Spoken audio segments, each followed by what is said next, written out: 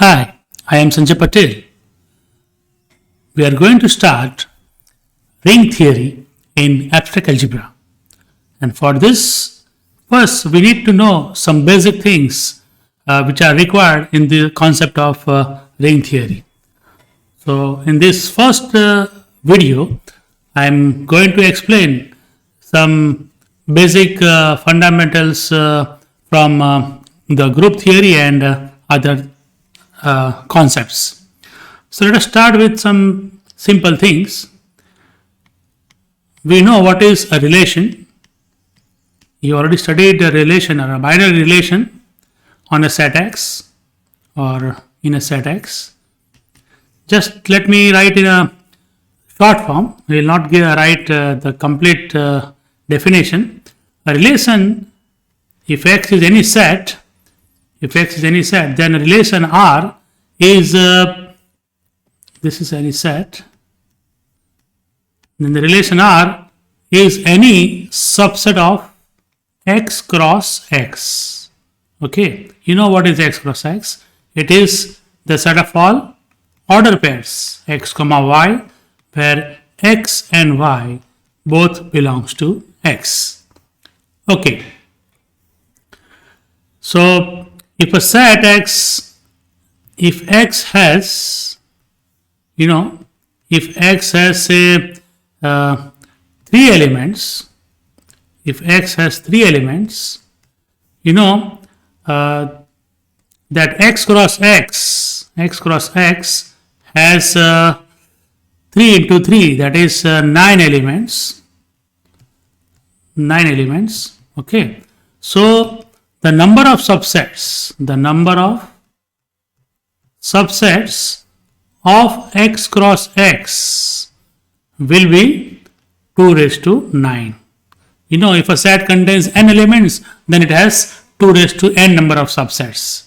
So here X cross X contains 9 elements, so it has 2 raised to 9 subsets. All these 2 raised to 9 subsets, all these 2 raised to 9 subsets are relations, or simply you can say binary relation in X.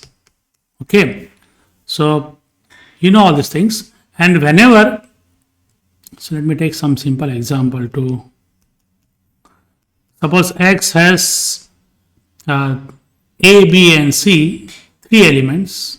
Okay, then we know that X cross X has 9 elements, and I am taking one of the subset of X cross X.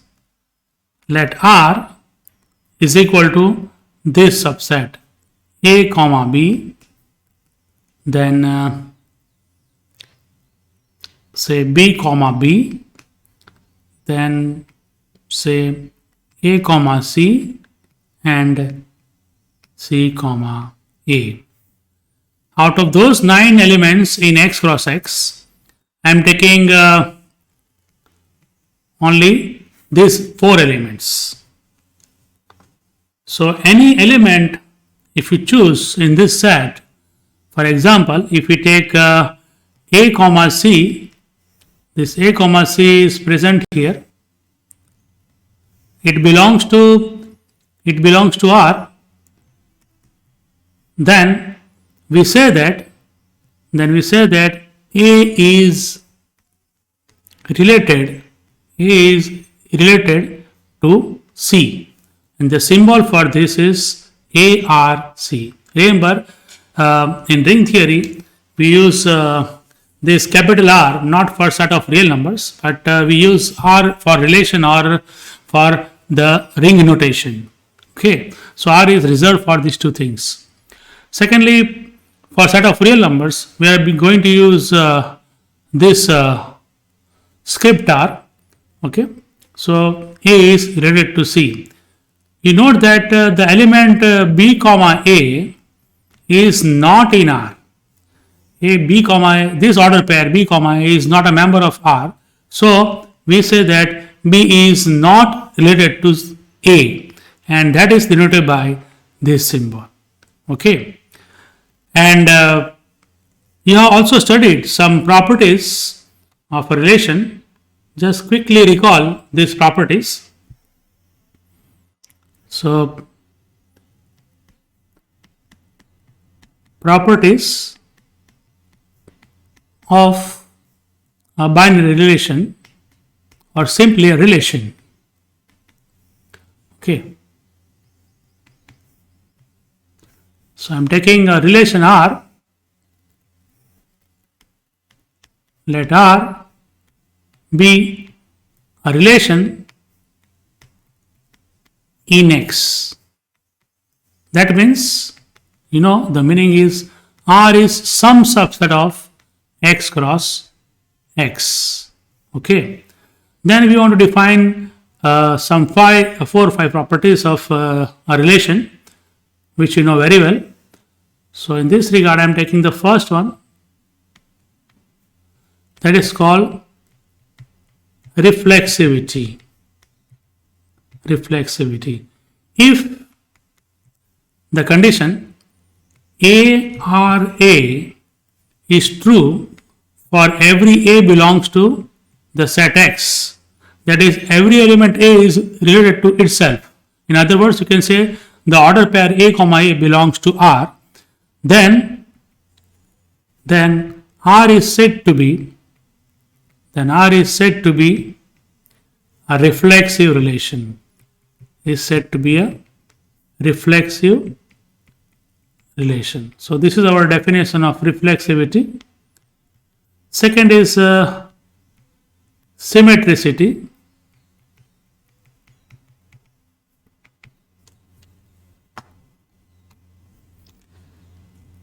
If for any two elements A related to B implies B is also related to A. Whenever A is related to B, B is also related to A. You can say double implies also. Then R is said to be a symmetric relation. R is said to be a symmetric relation. Remember, all these terms are important for us. So I am just writing systematically. Third is transitivity. Transitivity. If for any 3 elements A, B, C belongs to X, for A, B, C belongs to X, if A is related to B and B is related to C, if A are B and B are C, both are true, then this must imply A related to C.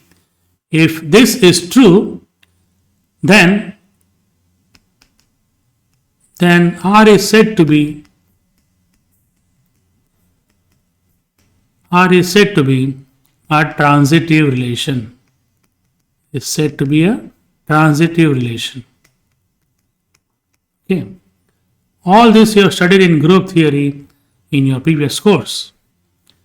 Another very famous and useful property is called antisymmetricity. Antisymmetric relation. Okay. Relation R is said to be antisymmetric if this condition is satisfied. If A are B and B are A, both are true. For any two given elements A and B from the main set X, if whenever A is related to B and B is related to A implies A and B are equal, okay, then the relation R is said to be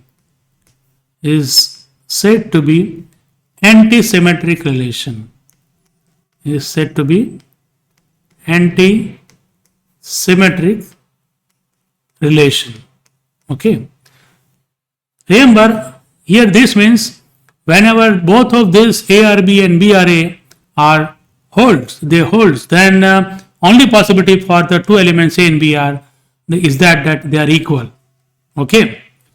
So we have defined these 4 important properties of relation: reflexivity, symmetricity, transitivity, and antisymmetricity.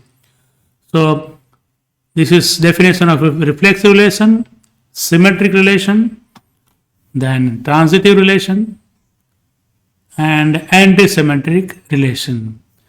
For our algebra course, the first three are more important. You also know if a relation is reflexive, symmetric, and transitive, then it is said to be an equivalence relation.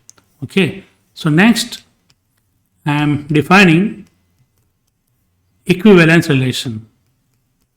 A relation R defined on X, defined on some set X, is said to be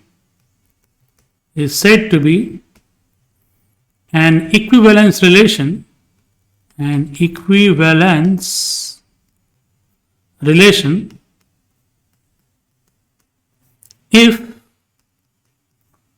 the relation R is reflexive, symmetric,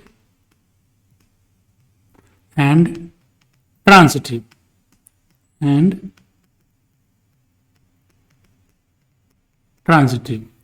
So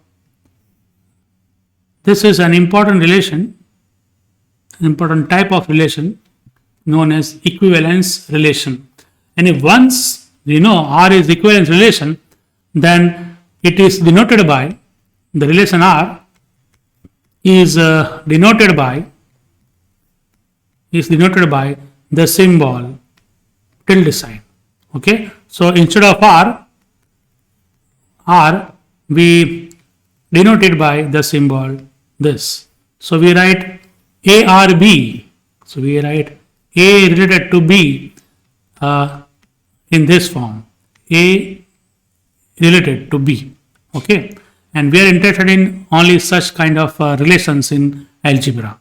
A relation which is reflexive, antisymmetric, and transitive. See, out of these four definitions, if your relation R has the 1, 2, and 4th condition only, not the third one, 1, 2, and 4, then it is called a partial order relation. So relation which is reflexive, antisymmetric, and transitive is known as partial order relation, while a relation which is reflexive, symmetric, and transitive is known as equivalence relation. Okay, let us consider one important example of an equivalence relation, which you already know from group theory. So there can be many examples, but we do not want to consider everything in detail. This is only we are recalling the basic concepts. So let us consider one example of equivalence relation. Say, let us take a natural number n is equal to 5. Okay, and define a relation, and let us take the main set X is equal to the set of integers.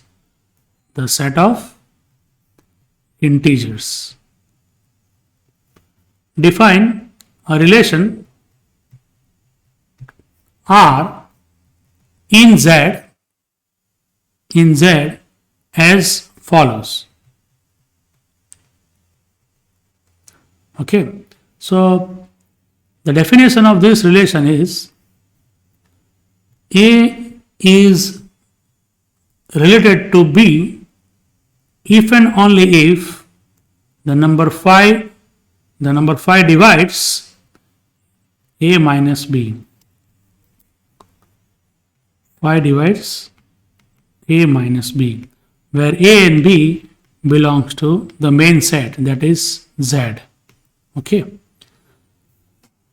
For example, suppose if I take A is equal to say 25 and B is equal to say 10 belongs to Z, okay, then I can say that 25 is related to 10 because 5 divides 25 minus 10. 5 divides 25 minus 10. What is 25 minus 10? It is 15. Okay, and you know very well 5 divides 15. What is the meaning of 5 divides 15, or in general A divides B? We say that two integers given A and B, where A is not 0, if A divides B, means B is equal to A into something. Here 5 divides 15 means 15 is equal to 5 into something, and that something must be some integer.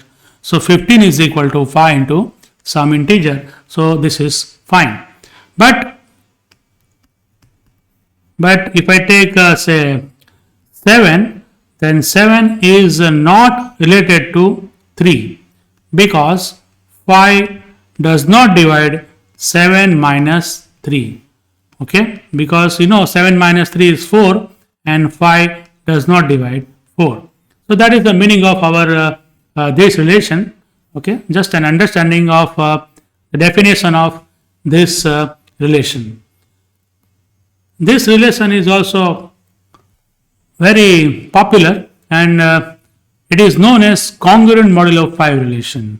Okay, and the symbol for this relation we can write like this.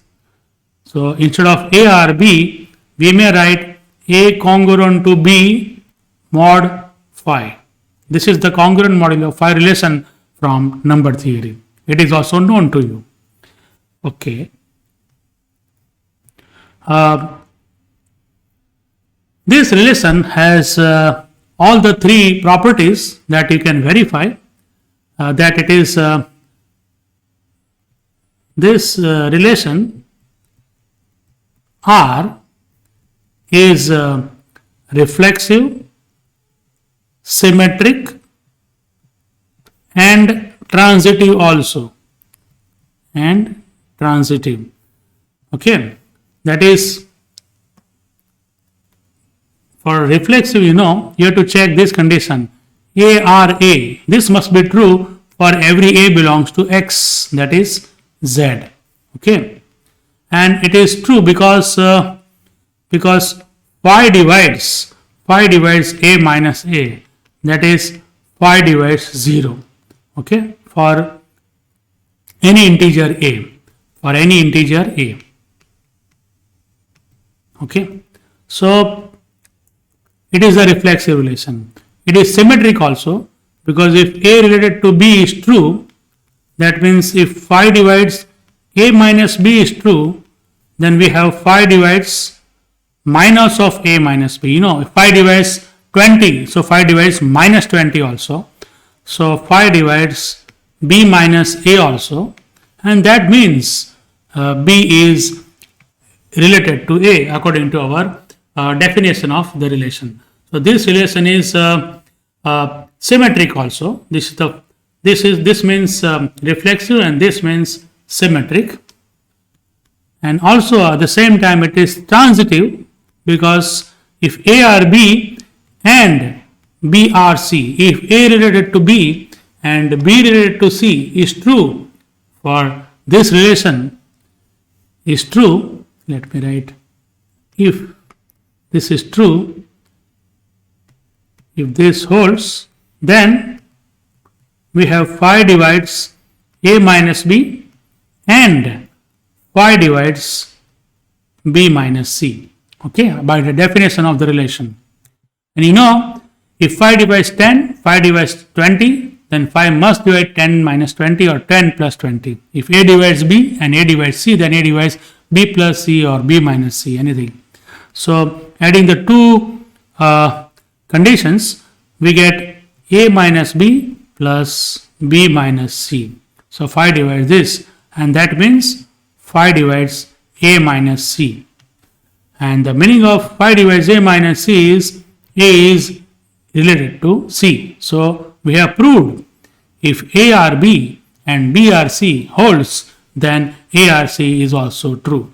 So therefore the relation is transitive. So I have proved that this relation is reflexive, symmetric, and transitive. The relation A or B, which is defined like this, phi divides A minus B, is reflexive, symmetric and transitive, and therefore this relation is an equivalence relation. Okay, so let me write that. So this A or B, if and only if phi divides A minus B, this relation where A and B belongs to the set of integers is an equivalence relation, is an equivalence relation. So we can write down this notation replacing by the symbol tilde sign, A tilde B, that A related to B if and only if phi divides A minus B. And the number theoretic notation for this particular relation is A is congruent to B modulo phi. A is congruent to B modulo phi. Do you know why it is called A congruent to B mod phi? Congruent means same, okay, and modulo means remainder.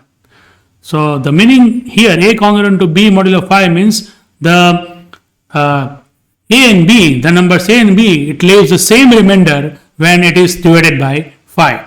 For example, if I take say two numbers, let me explain in some detail. It is interesting.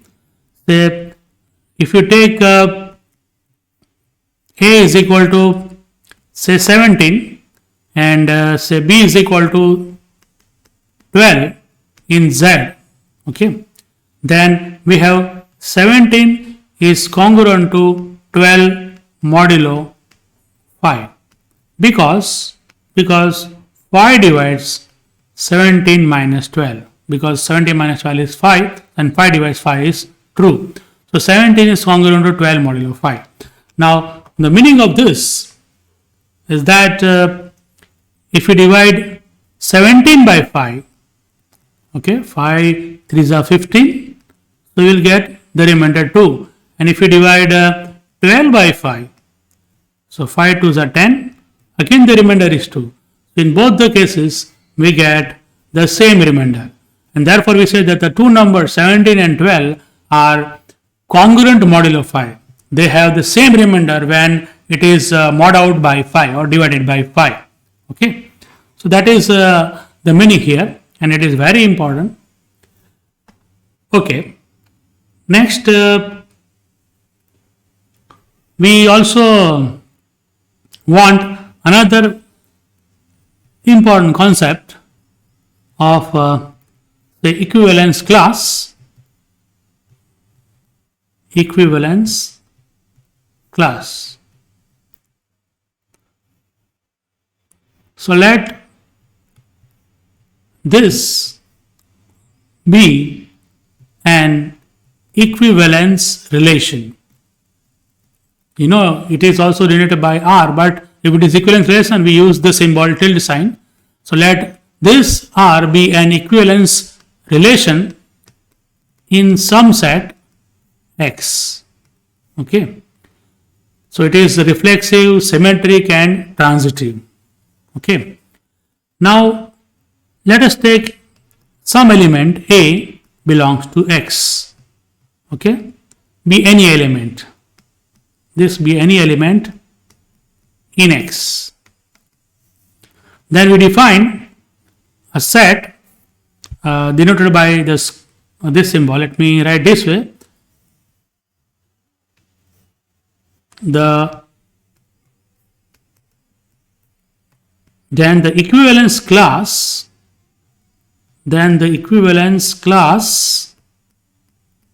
of the element A is denoted by the symbol square bracket A. This is the symbol, and it is defined as the set. It is defined as the set which is described by say class of A, we read as equivalence class of A. It is defined as set of all those elements small x belong to the main set X such that this X is related to A. Remember, since this is equivalence relation, whether you write X related to A or A related to X, both are same thing. So this is very, very important. And it is obvious that equivalence class of an element is never empty because the element A itself is always related to A since it is equivalence relation. And this is called leader or representative element of the class. Okay. Let us find out equivalence class of the relation which we have defined above. And these equivalence classes are very, very important. So just before I start, let me note down this, that A always belongs to equivalence class. You know all these properties of equivalence class. Then secondly, you also know that if B is an element of class A, then B is the class of equivalence class of B is same as equivalence class of A. All these properties you have already proved.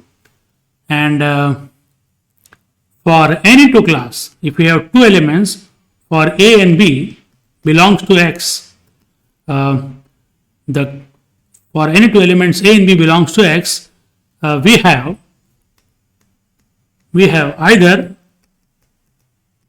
either class A is equal to class B or class A intersection class B is equal to phi. So this is very, very important property of equivalence class. Okay, all this you have proved as small results in your group theory course. So just I am recalling all this which are useful. So for any two elements, if you take equivalence classes of two different elements, then they are either same sets or they are disjoint sets. That is the meaning here. Okay, and the last and another important condition which will be useful later on, that the set of all distinct equivalence classes of the relation of the equivalence relation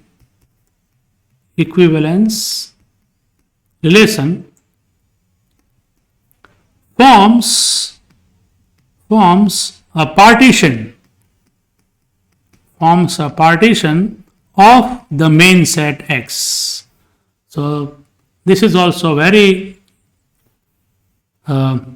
important observation, can be proved as a result. You know what is a partition of a set?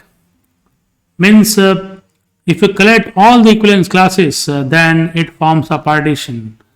So like A, class B and so on, then if you take any two of this, they are either disjoint or they are equal. But if you collect only distinct equivalence classes, what you will get is that union of all classes like this is equal to the set X. Okay, all this will be clear when we consider equivalence classes of our very famous equivalence relation A R B if and only phi divides A minus B. Okay, so let us find out equivalence classes for this particular equivalence relation and see what happens.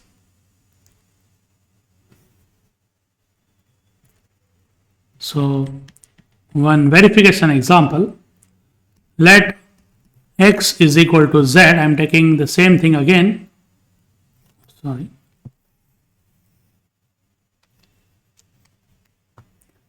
Let X is equal to Z, and the relation defined on this, A related to B if and only if phi divides A minus B for AB belongs to X, that is Z.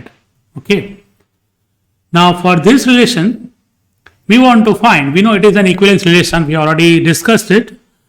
I want to find equivalence classes of elements in Z. Okay. So let me start with say one element, say A equal to 0. Let us take A equal to 0. For A equal to 0 belongs to X, that is Z, equivalence class of 0 is defined as all those elements in this set such that X is related to 0. The meaning of this is set of all X belongs to the set of integers such that phi divides X minus 0. Okay. So that means it is set of all X belongs to Z such that phi divides X, means X is multiple of phi, or X is equal to phi into K for K belongs to, for any K belongs to Z. Okay.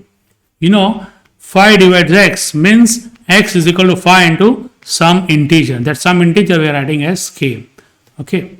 So this I can write as my first class 0 is nothing but set of all numbers of the form phi K where K is any integer. So it contains only multiples of phi. Say 0, if you put K equal to 0 you will get 0. If you put K equal to 1 you will get 5. If you put K is equal to minus 1 you will get minus 5. So it is plus or minus 5. For K equal to 2 it is 10, and for K equal to minus 2 it is minus 10. So plus or minus 10, plus or minus 15 and so on. It contains this kind of numbers. Let us find the equivalence class for 1. For A is equal to 1, the equivalence class of 1 is given by set of all X belongs to Z such that X is related to 1. That means set of all X belongs to the main set Z such that phi divides X minus 1. So it is set of all integers such that this X minus 1 is a multiple of phi for any integer K, where K is any integer. So this I can write as set of all X, okay, such that X is of the form phi K plus 1 where K belongs to Z. Okay. So this contains elements of the form phi K plus 1 where K belongs to Z. And if you want the elements in this set, you can substitute K equal to all different values of integers. Starting with K equal to 0, you will get say 1. When K equal to 2, 5 to the 10 plus 1. So it is 11. Sorry. For K equal to 0, you will get 1. For K equal to 1 is the next number. You will get 5 plus 1, 6. And for K equal to 2, you will get 5 to the 10 plus 1, so 11. So it is an arithmetic sequence. 1 plus 5, 6. 6 plus 5, 11. 11 plus 5, 16 and so on. On the other hand, if you put negative values of integers, so K equal to minus 1. So for K equal to minus 1, minus 5 plus 1 is minus 4. Then again remove 5, you will get the next number minus 9. Minus 9 minus 5 is minus 14 and so on. Okay. So these are the elements of our equivalence class of 1. Same way, now you can understand how to get the other equivalence classes. So equivalence class of 2, without now writing every detail, just you understand, we replace 1 by 2 everywhere. So X belongs to Z if and only if X is related to 2. Phi divides X minus 2 here. X minus 2 is equal to phi K. So X equal to phi K plus 2. So equivalence class of 2 is nothing but the set of numbers of the form phi K plus 2 where K belongs to Z. And if you want to write the values of the elements, this is equal to, say, first putting K equal to 0, we get 2, then K equal to 1, it is 7, 7 plus 5, 12, 12 plus 5, 17, and so on. Putting the negative values, K equal to minus 1 here, minus 5 plus 2, so it is minus 3, then minus 10 plus 2 is minus, minus 10 plus 2 is minus 8, and so on. Okay. Same way, equivalence class of, let me use some. Equivalent class of 3 is equal to 5k plus 3 where k belongs to Z. That is, putting k equal to 0, 1, 2, 3 and minus 1, minus 2, minus 3 and so on, we'll get 3. Then for k equal to, let's say 1, we get 8, then 13, 18 and so on. And here for k equal to minus 1, minus 5 plus 3, that is minus 2, okay, then minus 7, right, minus 7 minus 5 is minus 12 and so on. Then for the next equivalence class, say we get class 4 is equal to 5k plus 4 where k belongs to Z. It gives us, say, 4, okay, for k equal to 0 it is 4, for k equal to 1 it is 9, 9 plus 5, 14, 14 plus 5, 19 and so on. And for negative values, if you put k is equal to minus 1, minus 5 plus 4 is minus 1, then minus 5, 1 minus 5 is minus 6, minus 6 minus 5 is minus 11 and so on. Now again, if you find now the equivalence class of 5, you will get 5k plus 5 where k belongs to Z. So that is equal to, for k equal to 0 you will get 5, 10, 15 and so on. For k equal to minus 1 you will get 0. For k equal to minus 2 you will get minus 5, then minus 10, minus 15 and so on. So if you observe, this is same as the equivalence class of 0. In equivalence class of 0, we have got the elements 0 plus or minus 5 plus or minus 10, it is here. Okay. So class 5 is same as class 0.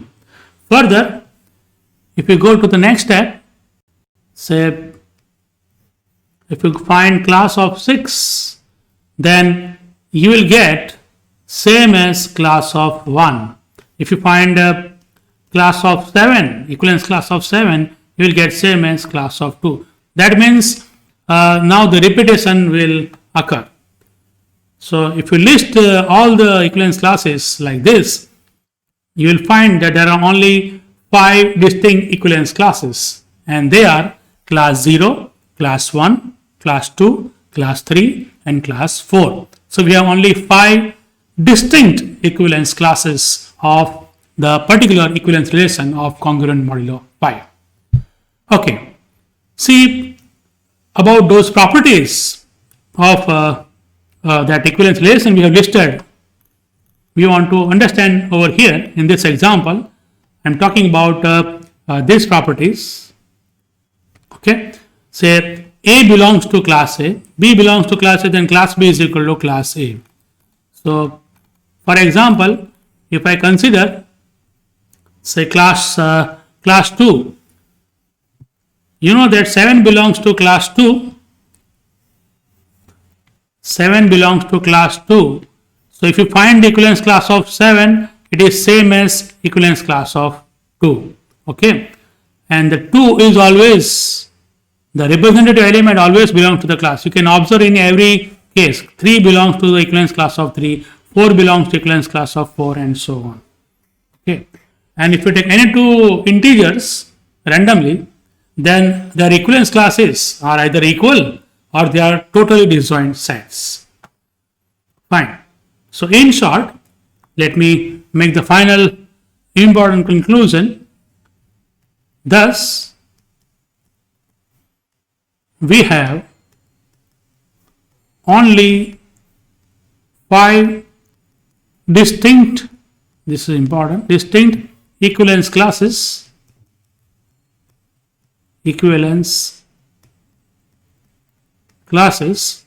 of the given relation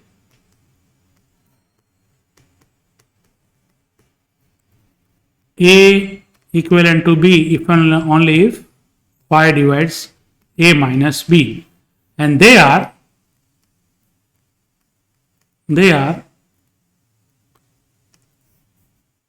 class 0, class 1, class 2, 3 and class 4. So we have only these 5 distinct equivalence classes. Remember, we have only 5 distinct equivalence classes, and according to the result which we have stated earlier, if you form a set of these distinct equivalence classes, then this forms a partition. This forms a partition of the set of integers. Okay, it is obvious if you observe that if you collect all the elements in these 5 classes, say all integers will be covered. The 1 is here, 2, 3, 4, okay, and 0 is also there. So everything, let me say more precisely, for any two class A and B in this set, we have class A intersection class B is equal to phi if A is not equal to B. That is first condition, and the second condition is if you collect all classes, say class A, where A is equal to say 0 to 4, means class A, class 0, union class 1, union class 2 up to class 4. Union of all this is equal to the main set Z. And these two conditions means it is a partition. This is actually a definition of partition. So this implies this P is a partition of Z. Okay, there can be many partitions, but for this relation induces a partition like this, and this partition, this set, we are denoting by the symbol Z phi. So instead of P, now onwards I am going to write Z phi as the partition containing these equivalence classes, class 0, class 1, class 2, class 3 and class 4. Remember that these equivalence classes are also known as residue classes modulo phi. These are called the set of residue classes modulo phi. Residues means remainders, and each of these are giving us remainder when an integer is divided by say 5. You know, if you divide any integer by 5, then possible values of remainder is 0, 1, 2, 3 or 4, and that is a famous thing, follows from the division algorithm theorem which you have studied in number theory. Okay, so it is called set of residue classes modulo phi, and remember there is nothing special about the number 5. We can generalize this and write a general notation. So I am defining for any integer, for any natural number, fixed natural number n, okay, the equivalence relation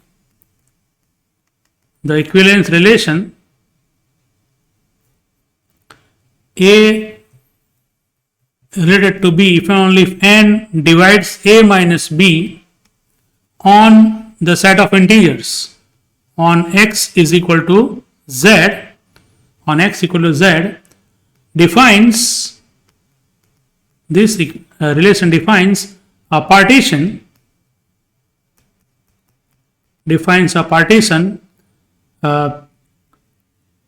which is denoted by Zn, and it contains this residue classes, class 0, class 1, class 2 up to class n minus 1 and this has n elements. Okay, so remember, if you take the relation of congruent modulo say 7, then you will have 7 classes starting with class 0 up to class 6. Okay, so Z6 contains class 0 to class 5, Z11 contains class 0, class 1 up to class 10 and so on. Okay. I also want to recall another important thing about the two special binary operations in the set Zn. Rather, you can define it on say any set of integers in Zn, and that is this. First is called the first operation is called addition modulo n. So for any two classes, class A and class B belongs to Zn, we define class A plus n. This is the new notation from the group theory. Class A plus n class B is equal to class of R. What is this R? Where R is the remainder when A plus B is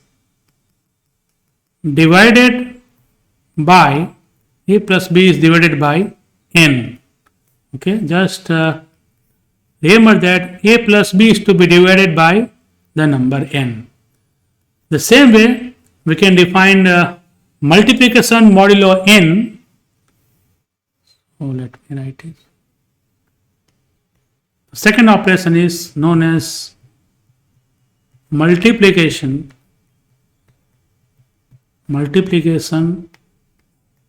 modulo n. For class A and class B, any two residue classes in the set Zn, we define class A dot n class B. How to read this? Class A dot n class B. This is equal to class R, where R is the remainder when A into B is divided by the number n. So here also you understand that this A into B must be divided by n, and whatever the remainder is obtained. To understand this more clearly, let me take the set say Z5, which contains class 0, class 1 to class 4. Okay, if I take two classes, say class 1 and class 4 from Z5, we can have class 1 plus 5 class 4. This is equal to what? We have to add this 1 plus 4, 5, and remainder when 5 divided by 5 is 0. So answer will be class 0. And if you multiply by the second operation, multiplication modulo of 5, so 1 into 4, first you have to find 1 into 4, that is 4, and the remainder when 4 is divided by 5 is 4 itself. You know how it is. We have 4 here, we have to divide by 5. It is not possible, so I can write 5 zeros are 0 and the remainder is 4. Okay, so remainder when 1 into 4 is divided by 5 is 4. And these operations we can not only on Zn, we can extend for anything. So let me take some other values. Say if I take class 10 and class say 18, okay, because class 10 is same as class 5. So if you take two other representation of these equivalence classes, then what will be this? Class 10 plus 5 class 18. That is 10 plus 18. First you have to get this 10 plus 18 is 28, and 28 when it is divided by 5, 28 is divided by 5, so 5 5s are 25, so remainder is 3. So the answer for this is class 3. Same way, class 10 dot 5 class 18, that is equal to what? 180, because 10 into 8 is 180 divided by 5. But as the last number is 0, the remainder will be 0, because this 180 is divisible by 5. So answer will be class 0. Okay. You can also write this is same as class 180, because 10 plus 18 is 18, and 18 is same as class 3. 10 into 118, 10 multiplied by 180 is 10 multiplied by 18 is 180. So 180, and it is same as class 0. So this way you can find out the different products and sum for this relation. And let us further recall that we have proved very important conclusions. As a final thing in this lecture, I want to conclude that recall the set Zn comma plus n is an abelian group, okay, of order n. Now you know all these terms. You know definition of group, you know what is abelian group, in which that operation is commutative, and order means number of elements in the set given. That is, here it is 5, it is n. Okay, so this is one thing. The second thing is the set Zn star. Now I want to consider a new notation. Zn star means Zn minus class 0. Okay, Zn minus class 0. Remember, this need not be a group. If you take the operation of multiplication, or let me explain in a simple way. Just remember this notation. The third thing, Zn comma dot n. First, this is not a group. This is not a group. Even if I remove 0 from Zn and consider Zn star, then again this is not a group. It is not always a group, because it depends on the value of n. So remember, finally, under what condition this will be a group. So that fourth thing is important, that Zn star comma dot n is an abelian group,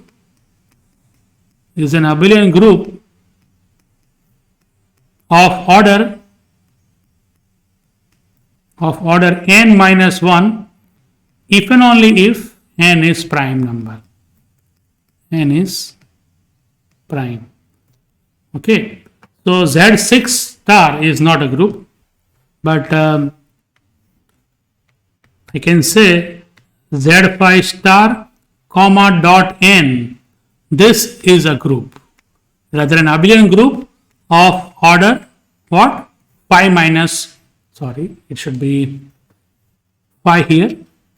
Z5 star comma dot 5, that is multiplication modulo 5, is an abelian group of order 4. Okay, but Z6 star comma dot 6 is not a group. Is not a group.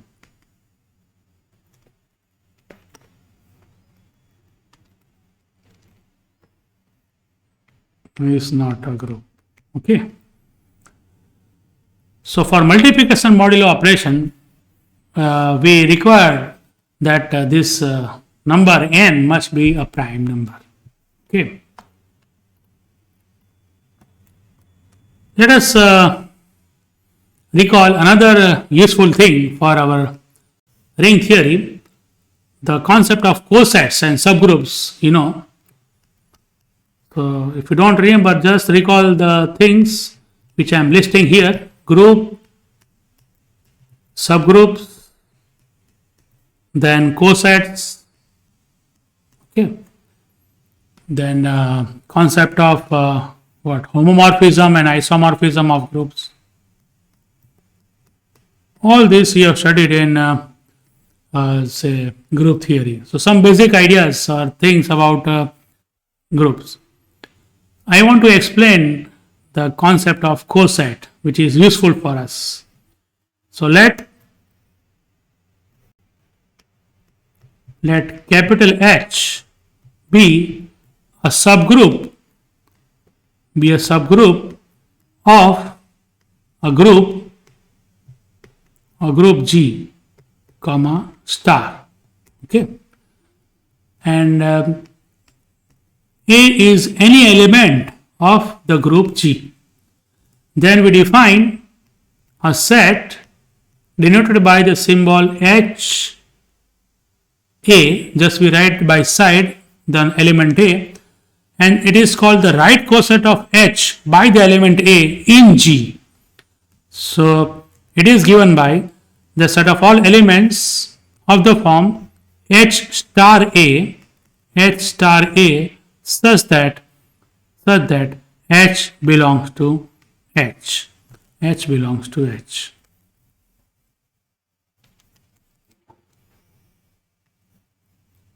H belongs to H. Okay, this is called right coset of H by A in G. Okay, so this is right coset, and similarly I can define what is called the left coset. Remember, the operation star, the binary operation star in a group need not be commutative. So H star A need not be same as A star H. So here it is A star H, where H belongs to H. Where H belongs to H. This is called left coset. Left coset of H by the element A in G.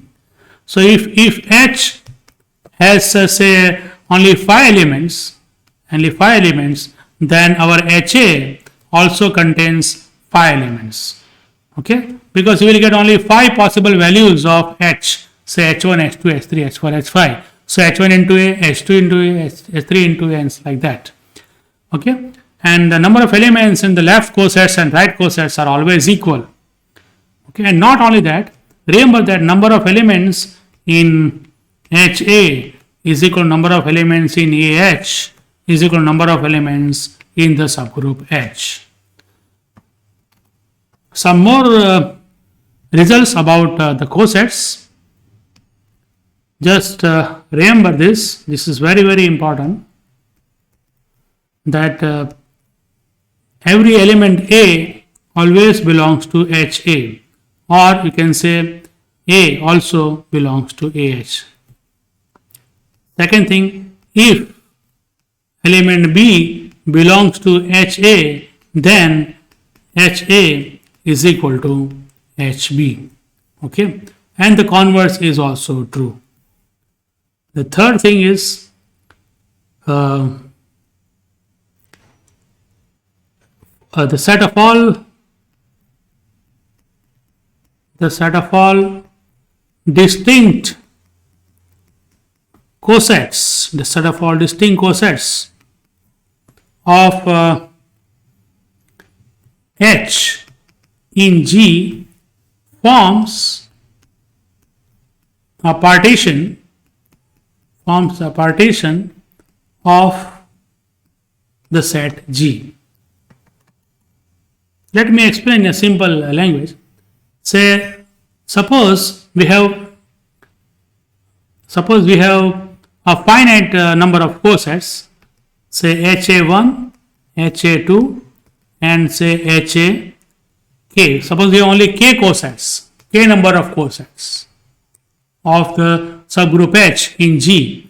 Then this k cosets which are distinct has these three properties, and these two properties, HAI intersection HAJ is equal to phi for I not equal to J. Okay, and secondly, union of all this HAI where I is equal to 1 to k is equal to the set G. Do you understand? The set of all distinct right cosets of H in G forms a partition. So this set, the collection of this k cosets is a partition of the set G.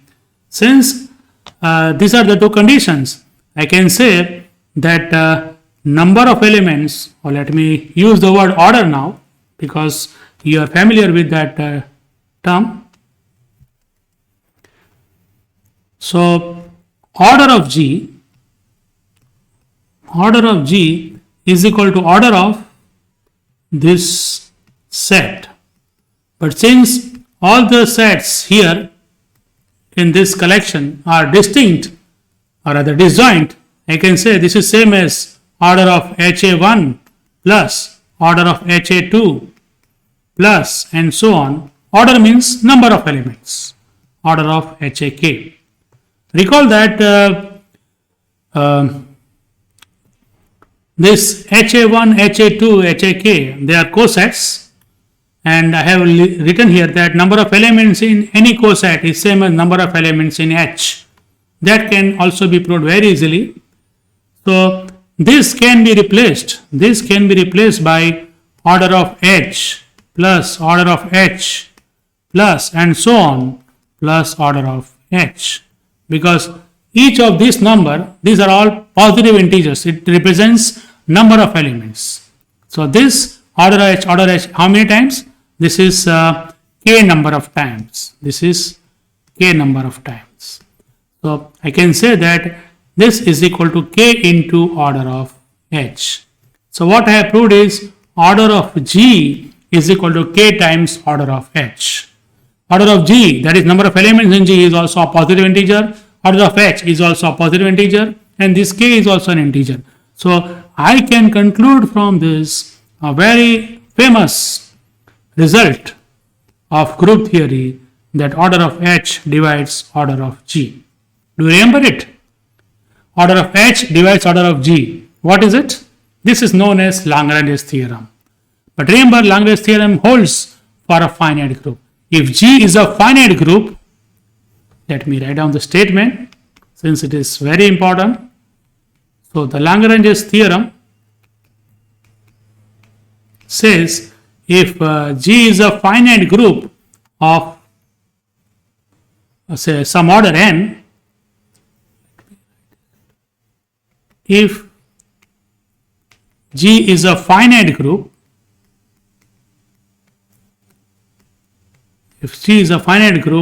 and H is a subgroup, of the group G, then order of H must divide order of G. Okay, this statement is known as Lagrange's theorem for group theory. Okay, remember Lagrange's theorem says if H is a subgroup of G, then order of H divides order of G. And we can take a contrapositive to understand this way. If for some set H, order of H does not divide order of G, then remember that H cannot be or rather is not a subgroup of G. So if you have some subset H of a group G which contains some number of elements which does not divide the order of G. For example, say order of G is say 12. Order of G is 12. And if you take a set H which is a subset of G which has 7 elements, then you know 7 does not divide 12. So the set H containing the 7 elements cannot be a subgroup of the group G. So another useful way of checking immediately a given set is a subgroup or not. So there are something more, but when parallel to our lectures of ring theory, I will be mentioning the required results from group theory, because if you want to study group ring theory, you need to have some basic knowledge of group theory. So in the next lecture, we'll start with the definition of the ring. Thank you.